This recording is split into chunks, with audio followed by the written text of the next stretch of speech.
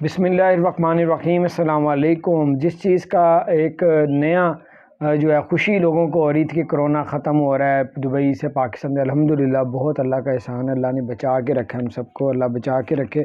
इस वक्त यूरोप में दोबारा जो है लॉकडाउन शुरू कर दिया गया है। चौथी लहर का उन्होंने कहा कि आ गया, एयरपोर्ट बंद कर रहे हैं, अपने जो भी सख्तियाँ थी वो दोबारा से शुरू कर दी गई हैं।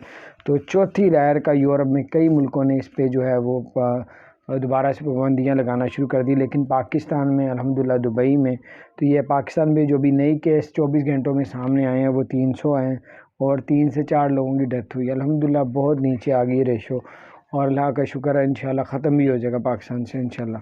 तो दूसरा दुबई में जो है वो पिछले 24 घंटों में जो है वो 63 आए हैं और कोई भी डेथ नहीं हुई। तो ये थी ज़बरदस्त अपडेट्स। मैंने को बताता चलूँ कि अगर आप यूरोप में जाना चाह रहे हैं, कोई इरादा है, तो पहले उस मुल्क के हालात का देख लीजिएगा कि उस मुल्क में कहीं लॉकडाउन दोबारा तो नहीं हो रहा, क्योंकि कई मुल्कों ने लॉकडाउन का ऐलान कर दिया दोबारा से। अल्लाह ताला रहम करे हम सब पे।